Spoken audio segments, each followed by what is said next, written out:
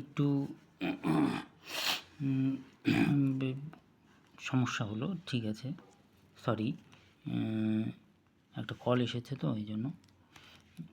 এবার যে সমস্ত সংখ্যাকে p/q আকারে লেখা যায় সেগুলোকে বলা হচ্ছে মূলদ সংখ্যা, আর যে সমস্ত সংখ্যাকে p/q আকারে লেখা যায় না সেগুলোকে বলা হচ্ছে অমূলদ সংখ্যা। এবার আমরা বই থেকে দেখে নিব বাস্তব সংখ্যা এখানে দিয়েছে।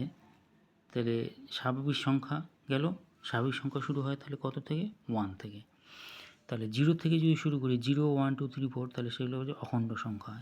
এবার 0 +-1 +-1 +-2 +-3 এইভাবে যদি যেতে থাকে তাহলে সেগুলো হচ্ছে পূর্ণ সংখ্যা।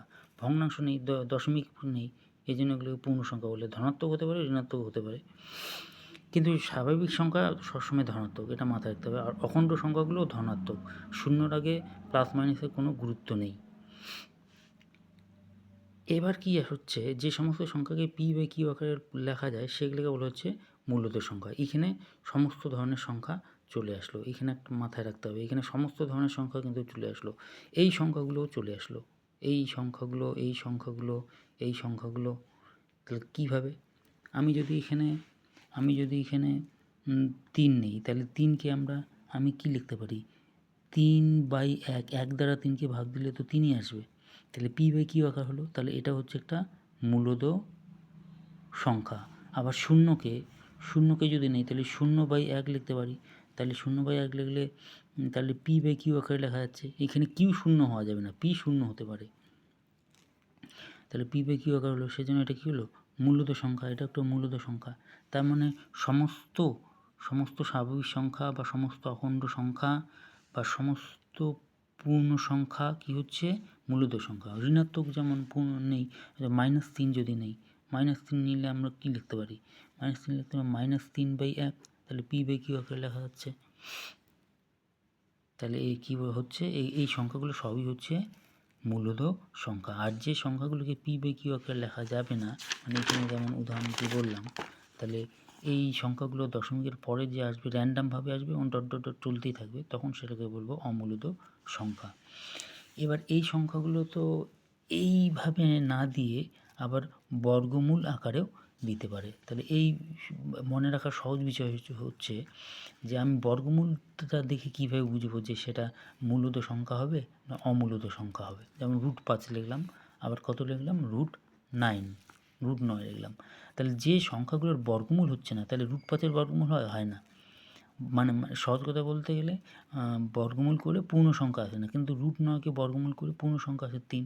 তার মানে √9 কিন্তু একটা মূলদ সংখ্যা, কিন্তু √5 হচ্ছে অমূলদ সংখ্যা। মানে সহজভাবে যদি আমি বলি, যে সংখ্যাগুলোর বর্গ করলে, যে সংখ্যাগুলোর যে সংখ্যাগুলোর বর্গমূল করলে পূর্ণ সংখ্যা আসে না, সেই সংখ্যাগুলোকে বলা হচ্ছে অমূলদ সংখ্যা। যেমন এখানে আমরা এবার আসি, বইয়ের মধ্যে আসি, এখানে বইয়ের মধ্যে তোমরা দেখে নেবে। তাহলে স্বাভাবিক সংখ্যার ইংলিশেতে বলা হয় ন্যাচারাল নাম্বার, অখণ্ড সংখ্যাকে ইংরেজিতে বলা হচ্ছে হোল নাম্বার, তারপরে পূর্ণ সংখ্যাকে ইংরেজিতে বলা হচ্ছে ইন্টিজার্স, পূর্ণ সংখ্যা অনেকগুলি বোঝাচ্ছে।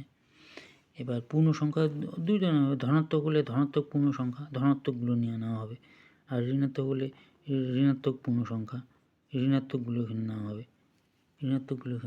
নেওয়া হবে। তারপর হচ্ছে যে সংখ্যাগুলোকে p/q আকারে লেখা যাচ্ছে সেগুলো হচ্ছে মূলদ সংখ্যা, রেশনাল নাম্বার, ইংরেজিতে বলা হচ্ছে রেশনাল নাম্বার। আর যে সমস্ত সংখ্যাকে p/q আকারে লেখা যায় না, সেই সংখ্যাকে বলা হচ্ছে অমূলদ সংখ্যা বা ইরেশনাল নাম্বার। অমূলদ সংখ্যা বা ইরেশনাল নাম্বার, এই সংখ্যাগুলো বলা হচ্ছে অমূলদ সংখ্যা বা ইরেশনাল নাম্বার। এখানে উদাহরণে দেওয়া আছে √2 বর্গমূল হয় না, তার মানে এটা একটা অমূলদ সংখ্যা। √3 বর্গমূল হয় না, এটা হচ্ছে অমূলদ সংখ্যা। এটা হচ্ছে ঘনমূল, মানে 3তম মূল তো অবশ্যই অমূলত হবে যদি সেটা ঘনমূল করে পূর্ণ সংখ্যা না আসে। ঠিক বর্গমূল কেটে বললাম ঘনমূল, পূর্ণ সংখ্যা না আসে। আমি যেমন এখানে একটা উদাহরণ দিয়ে লিখি। আমি যদি লিখি √5 ঘনমূল আবার √27 ঘনমূল, তাহলে √5 কিন্তু ঘনমূল হবে না, এটা হচ্ছে অমূলত সংখ্যা। এটা কী সংখ্যা? অমূলত সংখ্যা। কিন্তু √27 ঘনমূল কত হবে? 3 হবে। কত হবে? 3 হবে।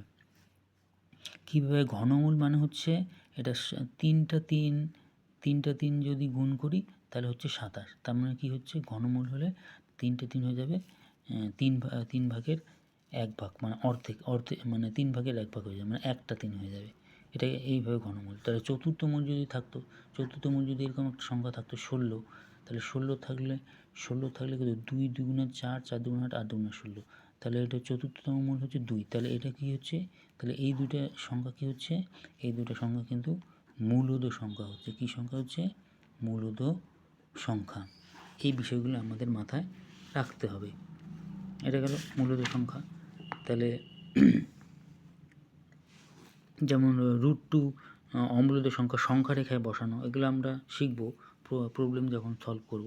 তাহলে থিওরি পার্টটা হচ্ছে এইটুকু, তারপর হচ্ছে প্রবলেম আসে।